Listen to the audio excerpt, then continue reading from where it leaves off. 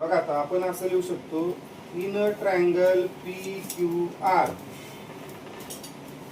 Triangle P Q R मध्ये ray P M is divide the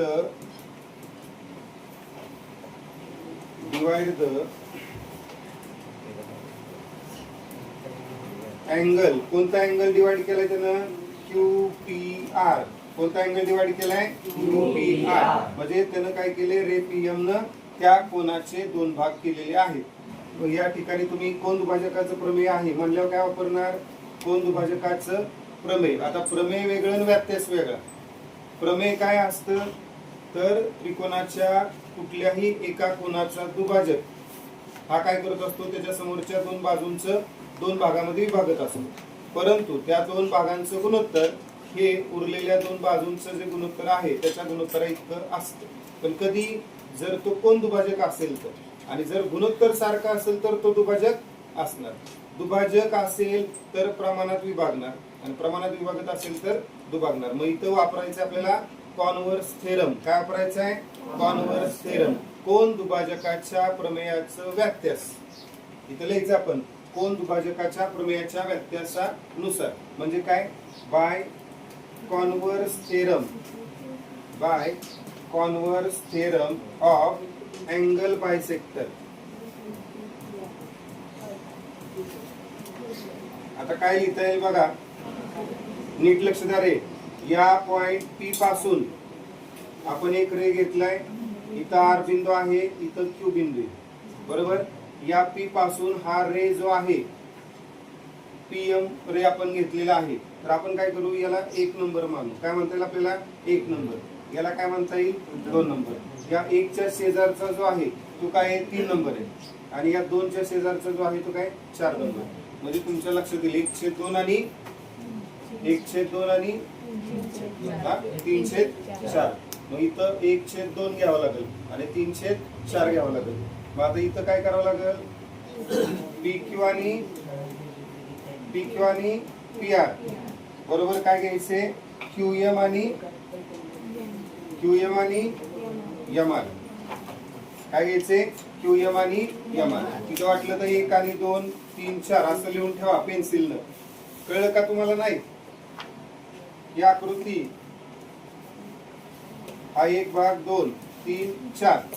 कळलं का? मग याचं गुणोत्तर, याचं आणि याचं गुणोत्तर. कळलं?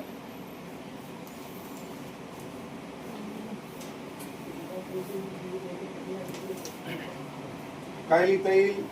पी क्यू ची किंमत किती आहे? 7 आहे का? 7. पी आर किती आहे? 3 बरोबर.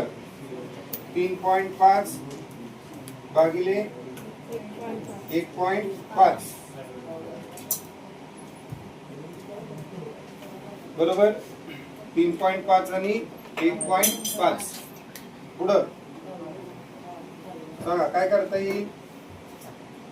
यांचा रेशो किती आला? इथं 7/3 आले. इथं आले का 7/3? येईल का नाही? हा, याला जर 2 न गुणलं तर किती येईल? 7. याला 2 न गुणलं तर किती येईल?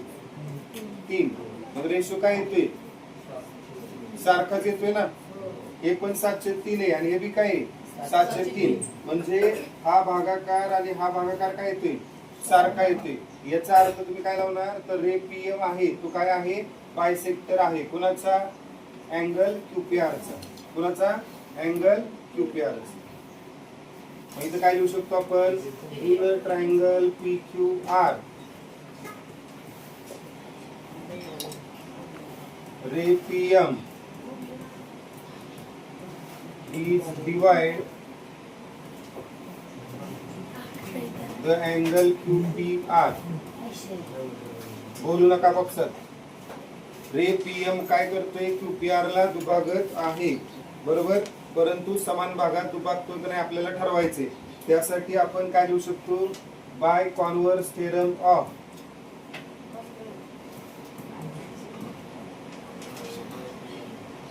अँगल बायसेक्टर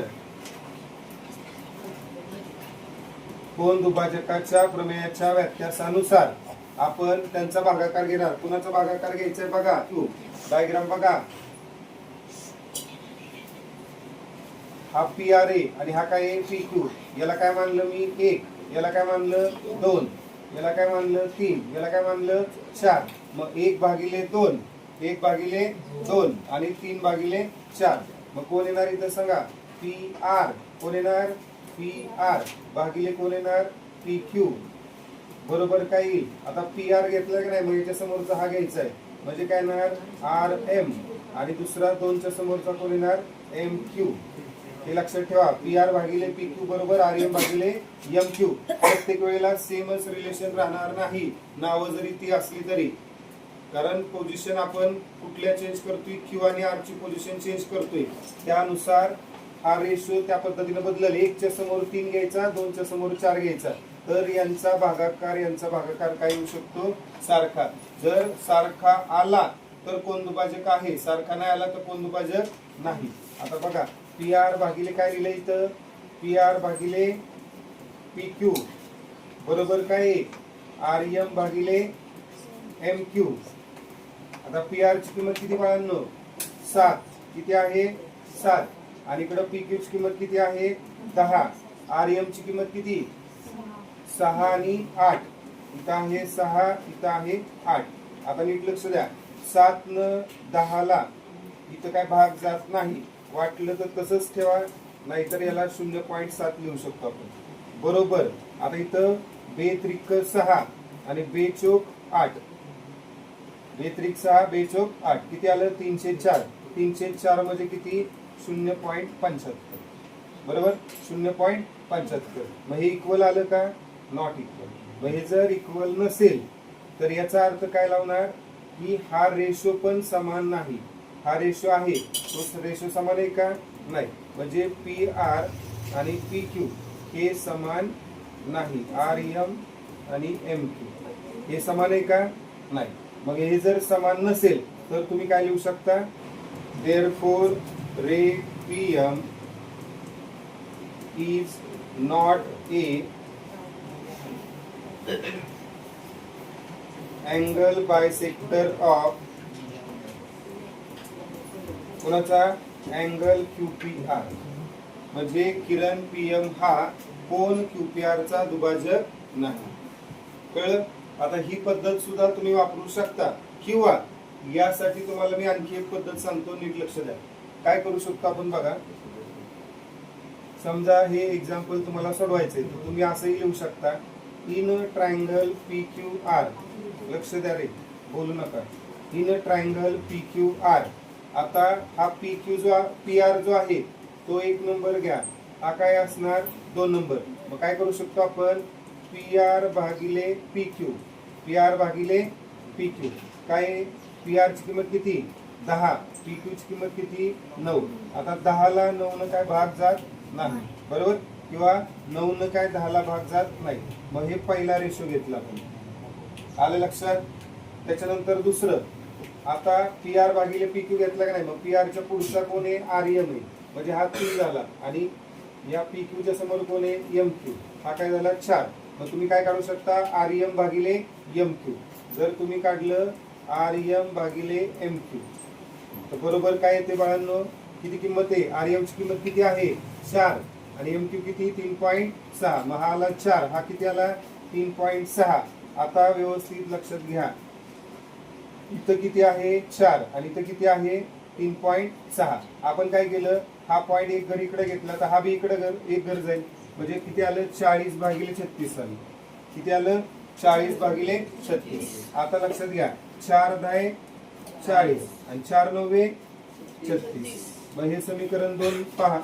मग पहिल्याचं उत्तर किती आलं 10/9 आणि दुसऱ्याचं बी किती 10/9. म्हणजे रेशो काय आला समान आला बरोबर का. फ्रॉम इक्वेशन 1 and 2 तुम्ही असंही लिहू शकता फ्रॉम इक्वेशन 1 and 2 समीकरण 1 आणि 2 वरनं काय लिहिता येईल सांगा. उजवी बाजू काय दोघांची सेम म्हणजे डावी बाजू बी काय असणार आहे सेम असणार आहे की नाही. म्हणजे काय लिहिता येईल आपल्याला PR भागिले पी क्यू बरोबर काय येईल आर एम भागिले एम क्यू. मग प्रमाण काय आलं बाळांनो सारखं आलं ना दोघांचं प्रमाण किती आलं 10/9. किती आलं 10/9. मग जर प्रमाण सारखं आलं तर आपल्याला कॉन्व्हर्स थेरम काय सांगतो अँगल बायसेक्टरचा कोन दुभाजकाच्या प्रमेयाचं व्याख्यास काय सांगतं आपल्याला की जर समजा ते प्रमाणात विभागत असेल तर रे पीएम हा काय आहे दुभाजक आहे. ही पण पद्धत तुम्ही वापरू शकता. डायरेक्ट बी लिहू शकता असं लिहिलं तरी पण चालते. इथं काय लिहिता येईल तुम्हाला therefore ray PM is a angle bisector of कुणाचा अँगल बायसेक्टर आहे तो कोन दुभाजक आहे अँगल QPR. समजलं का तुम्हाला या पद्धतीने बी लिहिता येईल या पद्धतीने बी लिहिता येईल. काय करायचा भागाकार दोन्ही घ्यायचे आणि ते सारखे आले की मग अँगल बायसेक्टरच्या कॉन्व्हर्स थेरम नुसार तुम्ही अँगल बायसेक्टर आहे किंवा नाही हे ठरवू शकता. कळलं का? आता बाळांनो व्यवस्थितपणे लक्ष द्या प्रश्न सोपा आहे. ट्रायंगल PQR मध्ये इन ट्रायंगल PQR लक्ष द्या रे या साइडचे 3 भाग बघा आर एन आणि पी एका रेषेमध्ये आहेत बरोबर. तुम्ही काय लिहू शकता R dash N dash P. थोडक्यात काय एन हा बिंदू आर आणि पी च्या काय दरम्यान दरम्यानतानुसार आर एन आणि एन पी यांची बेरीज म्हणजे काय असणार आहे आर पी. काय असणार आहे आर पी. मग तुम्ही असं लिहू शकता आर एन एन पी म्हणजे कोण आहे आर पी. मग आर एन अधिक एन पी बरोबर काय आहे आर पी. आपल्याला ज्या किमती आहेत त्या टाकायच्या आहेत. आता आपल्याकडे आर एन आहे किती आहे 8 बरोबर. किती 8. एन पी माहिती आहे का आपल्याला एन पी माहिती आहे का आय एन पी माहिती नाही पण आर पी माहिती आहे. टोटल अंतर किती आहे 20. याच्यावरनं बाळांनो एन पी तुम्हाला भेटेल किती भेटेल 20 वजा 8 बरोबर 12. म्हणजे तुम्हाला काय मिळालं बाळांनो 12 मिळालं एन पी. हा इथं आहे 12 आणि हा किती 8. ह्या दोन किमती मिळाल्या की नाही आपल्याला. मग याच्यावरनं पी एन आणि एन आर तुम्ही काढू शकता. काय काढू शकता पी एन आणि एन आर. मग जर आपण पी एन आणि एन आर काढला तर काय मिळेल बघा पी एन भागिले एन आर बरोबर किती पी एन किती आहे पी एन आला पी एन म्हणजेच कोण एन पी ना हा एन पी म्हणजेच कोण आहे पी एन आहे किती आहे 12 भागिले येणार किती 8. याला भाग जाऊ शकतो 4 न 4 त्रिक 12 4 दुने 8. हे पहिलं तुम्हाला रेशो मिळाला 3/2. काय मिळाला 3/2. जसं या बाजूचं लिहिले बाळांनो तसं या बाजूसाठी पण लिहू शकतो दरम्यानचा. यम हा बिंदू पी आणि क्यू च्या काय दरम्यान म्हणजे आपण काय लिहू शकतो इथं सांगा कोणता बिंदू यम हा कुणाच्या दरम्यान आहे कुणाच्या दरम्यान नाही पी आणि क्यू च्या दरम्यान. पी आणि क्यू च्या दरम्यान आहे इथं P dash M dash Q. याचा अर्थ काय हा पी एम आणि एम क्यू या दोघांची बेरीज केली तर कोण भेटणार पी क्यू. म्हणजे तुम्ही असं लिहू शकता बाळांनो पी एम म्हणजे हे आणि एम क्यू पी एम अधिक एम क्यू बरोबर काय येईल पी क्यू बरोबर. आता यातल्या किमती टाका तुम्हाला किमती माहिती बघा पी एम किती आहे 15 आणि पी क्यू टोटल किती आहे 25. मग इथं तुम्ही टाकू शकता काय भेटेल मग पी एम किती आहे 15 आणि एम क्यू किती आहे माहित नाही बरोबर. पी क्यू किती 25. याच्यावरनं एम क्यू मिळेल तुम्हाला किती मिळेल 25 वजा 15 म्हणजे एम क्यू किती आला बाळांनो 10. किती आला 10. आता तुमच्याकडे दोन किमती या ठिकाणी आहेत. कुठल्या दोन किमती हा पी एम किती आहे 15 आणि एम क्यू किती आलाय 10 म्हणजे हा किती आहे 15 आणि हा किती 10. या दोन किमती माहिती आहेत ना. तर तुम्ही इथं घेऊ शकता काय घेता येईल आपल्याला पी एम भागिले एम क्यू. पी एम भागिले एम क्यू. पी एम किती आहे 15 आणि एम क्यू किती आहे 10. आता या दोघांना भाग जाणारी संख्या आहे 5 त्रिक 15 आणि 5 दुने 10. आता या ठिकाणी बाळांनो तुम्ही समीकरण 1 आणि समीकरण 2 चा विचार करा. पीएन भागिले एनआर किती आला 302 आणि पीएम भागिले एम2 किती आला 302. म्हणजे समीकरण 1 आणि समीकरण 2 मध्ये तुम्हाला उजवी बाजू काय दिसते 302 सारखी आहे, म्हणजे डावी बाजू बी काय असणार सारखी असणार. मग तुम्ही हे लिहू शकता from equation 1 and 2 from equation 1 and 2 काय लिहिता येईल पीएन भागिले एनआर इज इक्वल टू काय लिहिता येईल बाळांनो पीएम भागिले M Q is equal to किती आलं 3/2 काय आलं 3/2. मग याच्यावरनं काय दिसते आपल्याला की या त्रिकोणाच्या दोन बाजू म्हणजे हे जे दोन बाजू आहेत या रेषेमुळे दुभागल्या गेल्यात. मग यांचा भागाकार आणि यांचा भागाकार काय आला सारखा आला, म्हणजे ही रेषा त्रिकोणाच्या तिसऱ्या बाजूला काय असणार समांतर असणार. आलं लक्षात. म्हणजे त्रिकोणाच्या एका बाजूला समांतर असणारी रेषा या दोन बाजूंना प्रमाणात विभागते. तसं प्रमाणात विभागत असेल तर ती रेषा या बाजूला काय असते समांतर असते असं आपण लिहू शकतो. आलं लक्षात. मग भागाकार सारखा आला का आला. मग तुम्ही इथं काय लिहू शकता बाय थेरम ऑफ कोणता थेरम बेसिक प्रोपोर्शनॅलिटी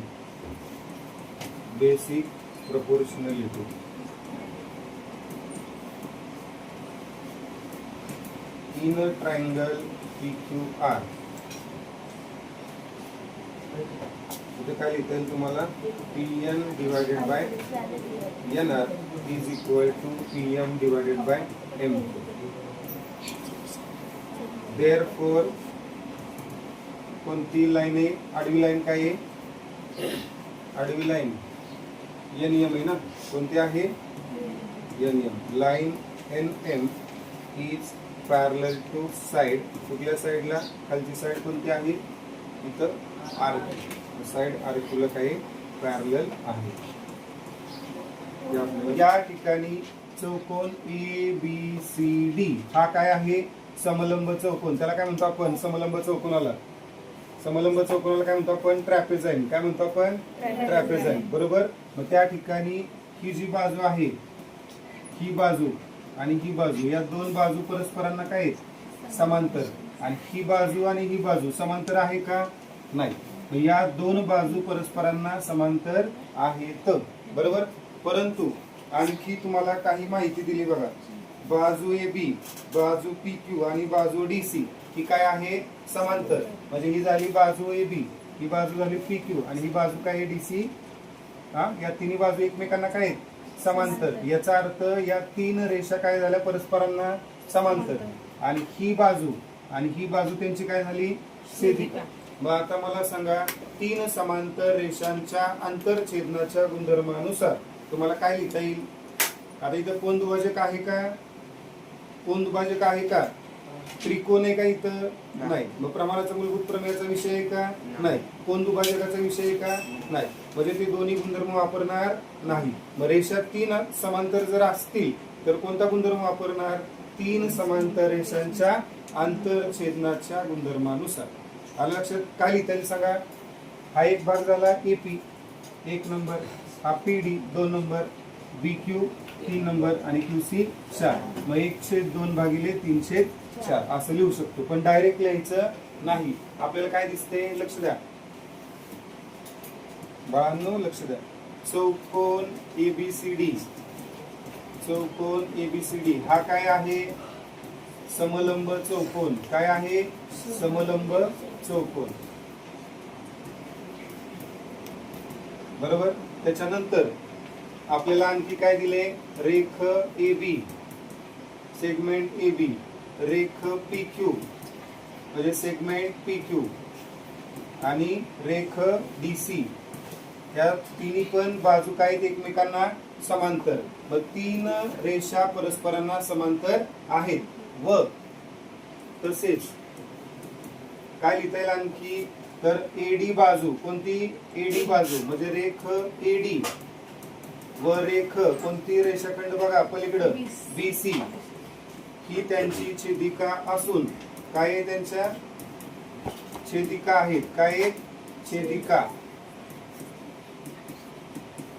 छेदिका आहेत म्हणून आता इथं काय वापरतोय बाळांनो आपण तीन समांतर रेषांच्या गुणधर्मानुसार तीन समांतर रेषांच्या आंतरछेदनाच्या प्रमेयानुसार असं लिहिलं तरी चालते आंतरछेदनाच्या प्रमेयानुसार काय लिहिता येईल आपल्याला सांगा आंतरछेदनाचा गुणधर्म काय आहे तर या छेदिकेने केलेले दोन भाग यांचं गुणोत्तर आणि या छेदिकेनं केलेले दोन भाग यांचं गुणोत्तर काय असतं सारखं असतं म्हणजे काय लिहिता येईल बाळांनो आपल्याला सांगा AP भागिले काय PD बरोबर काय येणार BQ भागिले QC कळलं का AP भागिले PD बरोबर काय BQ भागिले QC मग आता इथं AP भागिले PD किती येईल सांगा BQ भागिले QC किती 14 मग आता हा 14 जो आहे तो अंशामध्ये घ्या मग BQ बरोबर काय भेटेल हा BQ उजव्या बाजूचा फक्त मी डाव्या बाजू लिहिला हे 15/12 तसंच ठेवा आणि हे 14 कुठे जाणार अंशात मग गुणिले काय केलं आपण इथं 14 बघा लक्ष द्या इथं काय लिहिलं 3 चौक 12 3 5 15 बरोबर मग आता हे आलं 14 पंचे 70 70 भागिले किती आलं 4 70 भागिले 4 पुढं 70 च्या निम्म किती किंवा 4 न भाग जाते का पूर्ण 4 1 4 बरोबर राहिले किती 3 4 7 28 4 7 28 30 मधनं 28 गेले राहिले किती 2 परत पॉइंट घेतला 0 4 पंचे 20 किती आलं 17.5 म्हणजे BQ ची किंमत किती आली बाळांनो 17.5 कळलं का कशाचा आधार घेतला आपण तीन समांतर रेषांच्या आंतरछेदनाचा गुणधर्म या आकृतीमध्ये तुम्हाला तीन रेषा समांतर दिलेल्या आहेत लक्ष द्या आता इथं आपल्याला काय दिले रेख AB समांतर आहे कुणाला रेख CD ला कुणाला रेख CD ला आणि तिसरं रेख EF ही सुद्धा काही समांतर आहेत अलग लक्षात म्हणजे तीन रेषा ABCD आणि EF एकमेकांना समांतर आहेत व तसेच समजा ही रेषा घेतली BF ही रेषा घेतली AE तर रेषा BF आणि रेषा कोणती कोणती रेषा AE कोणती रेषा AE या त्यांच्या काय आहेत छेदिका आहेत काय आहेत छेदिका आहेत